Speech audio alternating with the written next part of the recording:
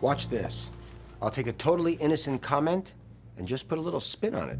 I swear I am so ready for this baby to be out. I'm going nuts. I know, been there. I mean, just getting up out of a chair seems like a major event. I feel like I need a crane to carry me around. Now that could be dangerous. Yeah. Nothing feels good. I mean, I'm getting so big, you know? I keep bumping into stuff I don't think I'm gonna hit. My feet hurt, my back hurts. Let me tell you, being heavy is hard work. You know what I mean? Oh, back to the salt mines. Oh, thanks.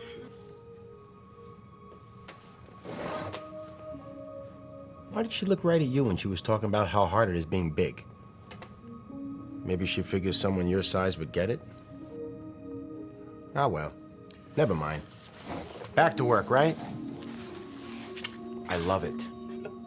No one called anybody fatso, and race never even entered into the conversation. That would be too obvious, and it'd be too easy to fix. My way is better.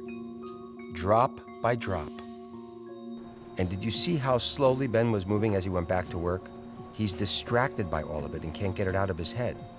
He'll get back to his desk and work a little less efficiently because his mind won't be 100% focused. He'll still be wondering whether he was being judged or not. So that's a twofer. Not only do I make him uncomfortable, but I affected his productivity. And maybe in a week, 1 or 2 people will notice his productivity is down. And think of all the fun I can have with that. So easy. Oh, it's not all your fault, of course. We're talking about how tiny prejudices can eat away at the morale of a workplace. And prejudice isn't very easy to prevent. After all, think about the word prejudge, right? I mean, we all prejudge things a million times a day. And usually, it's a perfectly legitimate thing to do. Like, which route will I take to work? Well, 87 is usually bumper to bumper, and I'd rather keep moving. So I'll take 128. You have just prejudged the conditions of the highway based on past experience. You use past experience and prejudgment to make all kinds of decisions every day. And most of them are not only okay, they're necessary.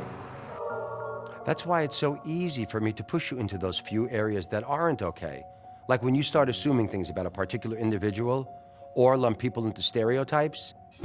You know how women can be. You shouldn't be surprised. Religious people are always looking for another holiday to observe. I asked him whether the jacket looked good because, you know, he's gay. I'm sorry, but those people try to make everything about race. But like I said before, most of you are old enough and smart enough to catch yourselves when you're making the really big prejudgments. That's why I like to take the same raw materials and work with a much smaller brush. You wouldn't believe how easy it can be.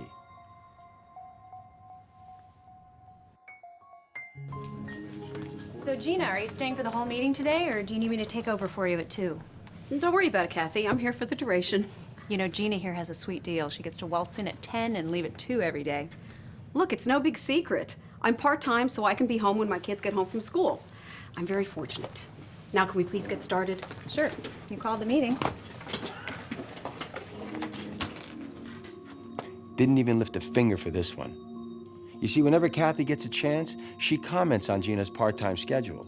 Well, the first couple of times, Gina thought Kathy was just being funny. But it's old now. The constant teasing implies that Gina doesn't measure up, that her contributions don't count as much as Kathy's do. You know, working parents carry enough guilt as it is. You people always underestimate the small stuff.